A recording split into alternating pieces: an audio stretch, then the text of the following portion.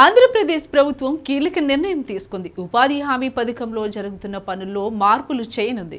చెరువుల్లో పూడిక తీయడం, కందకాలు తవ్వడం వంటి పనులను తగ్గించనున్నారు. వాటి స్థానంలో రైతులకు మేలు చేసే పనులకు ప్రాధాన్యం ఇవ్వనున్నారు. ఉపాధి హామీ పథకంలో కేంద్ర, రాష్ట్ర ప్రభుత్వాలు కలిసి ఏటా 10,000 కోట్ల వరకు ఖర్చు చేస్తున్నారు. అయితే ఈ పనుల్లో కొన్ని అవకతవకలు జరుగుతున్నాయని గుర్తించారు. అందుకే వ్యక్తిగత లబ్ధి చేకూర్చే పనులపై దృష్టి పెట్టనున్నారు. దీనికోసం 94 రకాల పనులు ఎంపిక చేశారు. ఉపాధి హామీ పథకంలో ఒకే రకమైన పనులు చేస్తున్నారు. కోస్తా, ఉత్తరాంధ్ర జిల్లాల్లో చెరువుల్లో పూడిక తీత పనులు ఎక్కువగా చేస్తూ ఉంటారు. అయితే రాయలసీమలో కందకాలు తవ్వే పనులు ఎక్కువగా ఉంటాయి. వీటిలో చాలా అవకతవకలు జరుగుతూనే ఉంటాయి. అయితే దొంగ మస్టర్లు వేయడం, కొలతల్లో తప్పులు వేయడం వంటి ఆరోపణలు వచ్చాయి. అయితే కొందరు అధికారులు కుమ్మక్కై నిధులను దుర్వినియోగం చేస్తున్నారనే విమర్శలు ఉన్నాయి. దీంతో ప్రభుత్వం రైతులకు వ్యక్తిగతంగా ఉపయోగపడే పనులకు ప్రాధాన్యం ఇవ్వాలని నిర్ణయించింది. పండ్ల తోటలు వేయడము, పూల మొక్కలు పెంచడం, పంట కుంటలు వేయడం వంటివి తవ్వడం వంటి పనులు చేయొచ్చు. పూల మొక్కలు పెంచడం, పంట కుంటలు తవ్వడం వంటి పనులు చేయొచ్చు.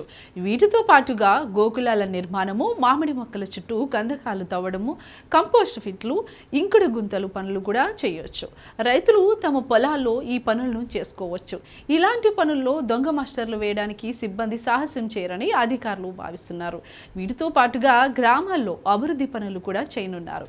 కొండలపై పచ్చదనం పెంచడానికి మొక్కలు నాటడము, తాగునీటి సమస్యను పరిష్కరించడానికి దేవాలయాల దగ్గర కోనేర్లు బాగు చేయడము, పాత చెరువులను అభివృద్ధి చేయడం వంటి మంచి పనులు చేస్తారు.